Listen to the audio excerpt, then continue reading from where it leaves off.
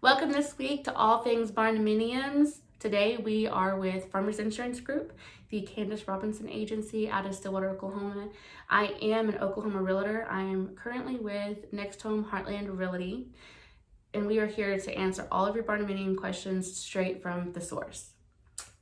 Yeah, from the insurance source. So one thing to note that all insurances are different, that all companies kind of have their own rules and regulations and the things that they will and won't write and all of that stuff. So what I'm talking about from today is mostly going to be specifically for farmers insurance, but some of the things that you're going to want to glean from this is also what you need to take back to your agent if you have someone from a different company. And then also Candance is always here to, she's definitely in the business to write policies.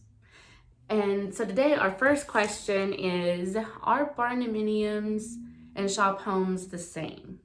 They are not. They are not. And so that was one of the things that in preparing for this video and things that I thought that you would want to know as someone who might be thinking about building one or converting something. Those are two very different things when it comes to insurance. And so when you talk about barndominium, shouse, which is a shop home and a shop house and a barn home and all different things, it's all in the details. So you don't want to say, hey, Candace, I want to build a barndominium. I'd have to say, Sheena, sorry, sister, I can't help you. Because farmers considers a barndominium a shop with living quarters in it. Okay. Well, the rest of the world, me and you and the internet for sure, considers barndominiums to be a home, a metal home that looks like a barn and a fully, full home inside and often extremely nice homes inside.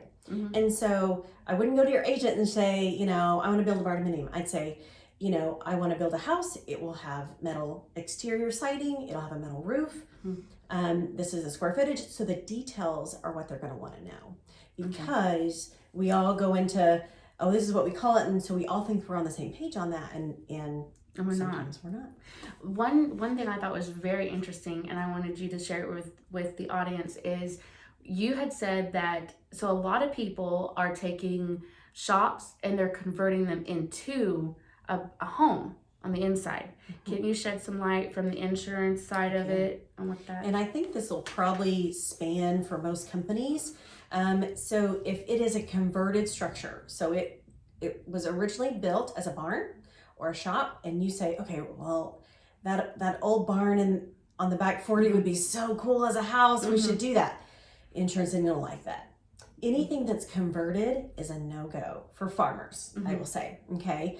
And the reason is building code's different for what would be a separate structure or a barn or something like that. That's a non-residential structure versus a residential structure. And so that's the biggest reason why farmers is like, no, if it's converted, we won't do it. And that makes sense because even when I was calling around, I'm currently building a barndominium myself. We're towards the very end of the finish line. When I had called to tell them, hey, I need a 40 by 60, 18-foot sidewalls, the first questions they asked, is this a home or is this a shop? Because the trusses are different for a home versus what they are for a shop. It is different. And I think that bleeds off onto why the insurance is different and why the converting one from the other raises red flags. Am I right? That's exactly right. And that was another point that I'm glad you hit there, because when you reach out to anybody that's going to build this for you, you're going to want to make sure they understand this is for a home because they're going to build it differently. Even the concrete structure underneath will be different. Yes. For a home than it would be if it was just going to be a shop with concrete floor. So, and so some of the things when you talk about the structure itself, for farmers at least, a what we consider barndominium, so a metal building house, is treated just like a house. Any other residential structure. Traditional home. And so we'll take those details, like what kind of siding it has, so metal siding, and put that into our figures. Now, if it is a shop with living quarters, so you built it that way, a shop with living quarters, or a home with a large shop attached, that should be fine. The home with a large shop attached should be fine too, because that'll just be considered like a large garage. Yeah. Okay. But if it is a shop with living quarters, Farmers shies away from that because they have a hard time rating those. And when you say a shop with living quarters or shop house, I know from a lender's perspective, a lot of them had said that the living quarters need to be larger than the shop. So when you flip those two, is that what you're meaning? Like the living quarters need to be larger than the shop? Well, so or more square footage. It's more like you have this big, large structure. And typically insurance doesn't do a whole lot with the inside. We want to know sort of what's on the inside so we can rate it appropriately. But when the structure is built to shop standard and then you have living quarters in here, it's hard for farmers to say, okay, this is how we rate this. This is how the structure is to where we know we're pricing it properly, that we know the risk properly, because what are you doing in that shop? That risk is going to be very different. Or residential. That's right. And so Farmers is going to say no to something like that, except what I will say, talk to your agent because they're going to have options for you. And there's potential that we can do it. We just might need to know more information. And That's so, good. Again, back to those details. Yeah. Anything else on that? Not on that one, but moving forward, are there discounts offered for barndominiums? Okay. So for a barndominium in general, no, like again, it's going to be just like a regular house. Now, I think when you talk about the metal and you talk about a lot of times there's discounts on roofs for certain type of roofs, right? With Farmers, metal in general doesn't have a discount. However, and this will go to the gauge of metal that's used on the roof as well. If it is an impact resistant, so it'll be UL3 or UL4, and a roofer or maybe even the metal people can tell you which ones are impact resistant. That does get a discount. Now, what gauge metal does it need to be? I don't know. So do you know? I do. Okay, great. Yeah, So I'd love to know. I'll take it out. It's gauge 21 through 29. 21 through 29 is impact resistant. Is impact resistant. Okay. Now, one of the things that you'll want to make sure that you get from the builder or whoever's doing that it says impact resistant. So it might say, 26 gauge, but it needs to say impact resistant for your insurance company to say, yes, it is. Okay. And that will get, like with Farmers, that gets you a 10% discount. That's on your whole entire policy. Oh, that's good. So it's a big deal. Yeah, that is a big deal. That's really good. Yeah. I'm glad to know that. I only knew the gauge because I did some other interviews with other Yeah, no, that's fantastic. I'm glad to know that. Are there any requirements on insuring them? Really no, other than the ones we've already talked about, that it can't be converted and that it can't really be a shop with living quarters. A traditional barndominium that's a home with metal siding and a metal roof. No, we're going to say, it's a home and we just want the details. I did have one question that a viewer had asked, and I hope that you're listening. I'm sure that you'll watch. But his question was the gauge of metal, if you go with a higher grade of more durable metal, is there a discount, not the roof, but on the structure itself?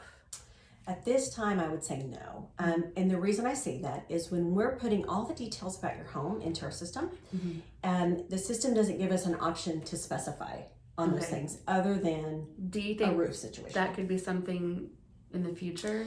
I think if these continue to be very popular, which more and more are built, then that could be a potential down the road. I know when things are new, insurance is slow to come up to the plate here, folks, okay? So I know these have been being built for a long time. I think the longer something is in play, insurance finally catches up and says, okay, we've had enough of these. We've had instances, we've done enough study that now we know what we can do and we can offer these other things. On the barndominiums, for the hail resistance, is that why the roof gauge metal it needs to be because it's resistance to hail? Yeah, that's exactly. On the policy, is the policy higher if you're not in that 3 to 4 impact? So insurance is different. So your rating is the same. But when you do something that offers you a discount, it takes that money right off the top. Okay. And so you're going to pay more for your policy if you don't have that, Mhm. but you probably are going to pay more for the metal by getting a higher grade metal, right? Okay. Higher gauge. So like a standard shingle, you pay more when it's an impact resistant. Mhm. I'm going to guess it's the same with a gauge of metal. Okay. Okay. Okay. All right. Are there any other things that you can think of about barndominium? So, I don't think so. It's great that if you are building one that is a home that doesn't have the shock component, you're golden. You're not going to have any problems. You're not going to have any problems getting it insured, anything like that. So again, details. Just make sure your agent knows specifics about it, and then they can navigate based on those things. Okay. All right. And if you guys have any other questions as far as insuring them goes, I will do future videos on insurance if the questions are obviously different. Don't forget to like and subscribe to the YouTube channel so that way you can get notifications when new things come up. And of course, the whole algorithm, the more likes and subscribes, the more you'll actually get to see content like this. I look forward to seeing you guys next week. Next week, I'm talking to the home designers, so that way you know what that process looks like. And I look forward to doing more of these with you. Thanks, everyone. Bye.